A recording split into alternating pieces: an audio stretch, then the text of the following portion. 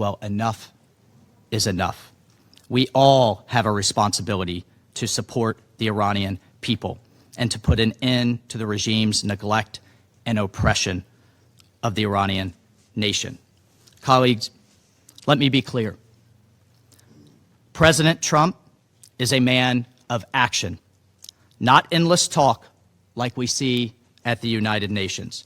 He has made it clear all options are on the table to stop the slaughter. And no one should know that better than the leadership of the Iranian regime. Unable to achieve their objectives through the 12-day war of aggression against Iran in June 2025, they have now sought to pursue the same goals through political destabilization, internal unrest, and chaos. This strategy relies on manufacturing casualties, spreading false and inflated figures, and creating a pretext for foreign intervention. It is a familiar script, one that has been used repeatedly from Iraq to Libya and to Venezuela. The level of violence, the level of repression that the Iranian regime has unleashed on its own citizens, its own people, has repercussions for international peace and security. You're going to hear today that it doesn't, that it's an internal matter. Absolutely wrong and false. This demands this council's attention. The people of Iran are demanding their freedom like never before in the Islamic Republic's brutal history. Well, this is our message. President Donald J. Trump and the United States of America stands by the brave people of Iran, period. And regardless of its excuses, and you will hear many today from the Iranian regime and from its friends, the regime is solely responsible for the economic misery of the Iranian people. President Trump has been clear. He will not, nor should the international community, tolerate innocents being slaughtered in the streets. Since 1979, for decades, the regime has posed a threat to peace and security in the name of a religious ideology. The regime calls for death to America and the annihilation of Israel. Well, enough is enough. We all have a responsibility to support the Iranian people and to put an end to the regime's neglect and oppression of the Iranian nation. Colleagues, let me be clear.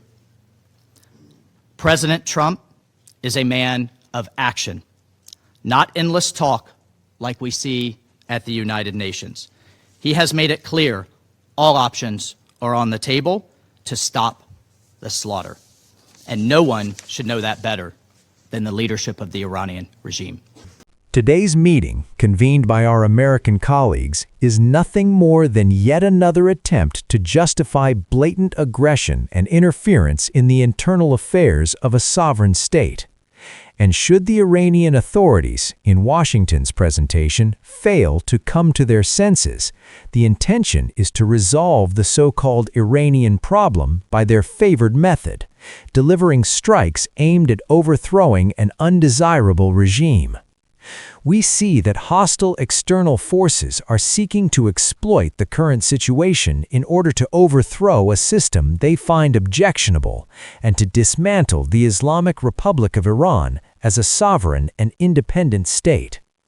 The Russian Federation is convinced that today's meeting of the Council should be considered through the prism of its mandate to maintain international peace and security and to uphold international law, rather than through the lens of Iran's internal political situation. Violations of these fundamental principles in the current circumstances are evident. They include the extremely dangerous and irresponsible rhetoric voiced in recent days by the U.S. leadership, going as far as direct calls for the seizure of state institutions in Iran and threats to provide assistance to protesters. Such statements constitute nothing other than open incitement to the violent overthrow of the constitutional order of a sovereign state.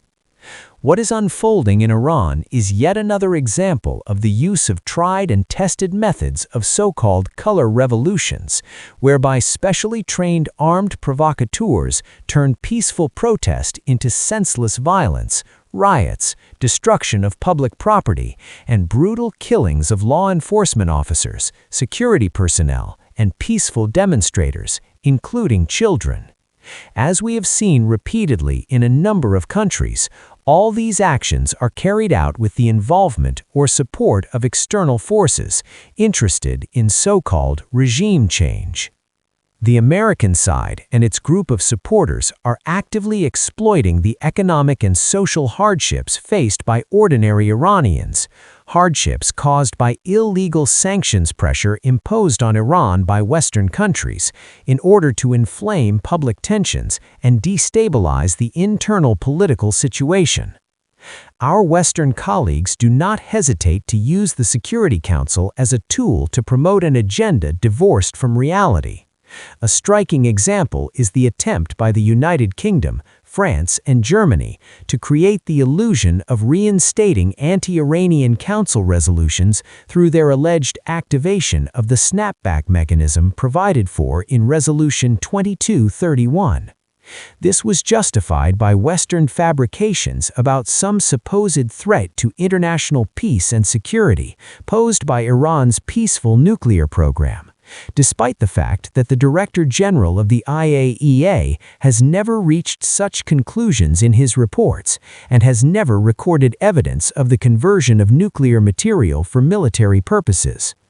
We strongly urge hotheads in Washington and other capitals who are contemplating plans to repeat a military adventure to come to their senses and not allow a repetition of the tragedy of June 2025, when U.S.-Israeli aggression nearly resulted in a serious nuclear catastrophe, with inevitable humanitarian and environmental consequences. We call on the initiator of today's meeting to stop acting as a self-appointed global judge and to put an end to its escalatory actions. Your actions risk plunging the region even deeper into bloody chaos, which could spill far beyond its borders. For some time now, the United States has continued to issue open threats of the use of force against Iran over the situation surrounding the country.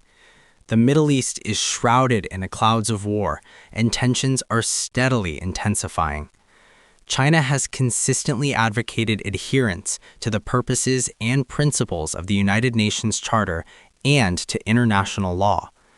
We oppose the use or threat of force in international relations, oppose imposing one's own will on other countries, and oppose the world regressing to the law of the jungle.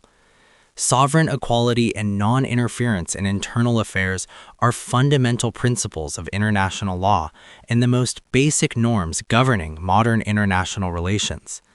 Iran is an independent sovereign state, and Iran's affairs should be decided independently by the Iranian people. The use of force cannot solve problems. It will only make them more complex and more difficult to resolve. Any military adventurism will merely push the region towards an unpredictable abyss. We call on the United States to abide by the purposes and principles of the United Nations Charter, to abandon its fixation on the use of force, and on all parties to exercise restraint and jointly play their due role in safeguarding international peace and security. I speak today on behalf of a nation in mourning.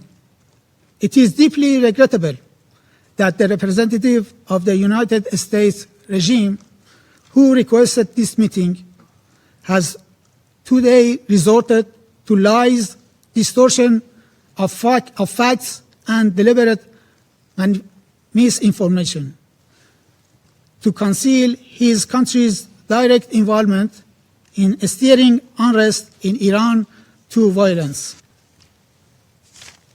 In fact, the United States request for this meeting is shameful. To conceal their direct complicity in the crime their mercenaries have committed against our nations from 8 to 10 January. As part of Israel's malicious attempt to drag America into another war of aggression against Iran. Under the hollow pretext of concern for the Iranian people and claims of support for human rights, the United States regime is attempting to portray itself as a friend of the Iranian people, while simultaneously laying the groundwork for political destabilization and military intervention under a so-called humanitarian narrative. Unable to achieve their objectives through the 12-day war of aggression against Iran in June 2025, they have now seek to pursue the same goals through political destabilization, internal unrest, and chaos. This strategy relies on manufacturing casualties, spreading false and inflated figures, and creating a pretext for foreign intervention. It is a familiar script, one that has been used repeatedly from Iraq to Libya and to Venezuela. Mr. President, Iran seeks neither escalation nor confrontation. However, any act of aggression, direct or indirect, will be met with a decisive, proportionate, and lawful response under Article 51 of the Charter. This is not a threat. It is a statement of legal reality. U.S. fabrications of the senseless killing of protesters neither reflects reality on the ground, nor would it whitewash Americans' crimes against the great people of Iran. The allegation that the government of the Islamic of Iran has killed peaceful protesters is quite distortion of the facts on the ground. What the Iranian security forces did confront firmly and responsibly were armed ISIS-style terrorist cells and violent separatist groups funded and armed by a few foreign entities, including the Israeli regime. These groups deliberately targeted civilians and law enforcement officers in an attempt to ignite civil war and create the conditions for foreign intervention.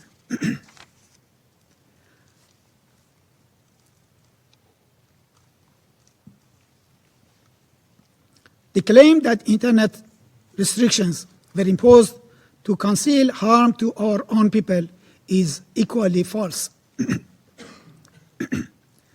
On the contrary, temporary limitations were necessary to protect Iranian nation from evil operations that foreign agents, including Israeli one, are conducting against the safety of the nation.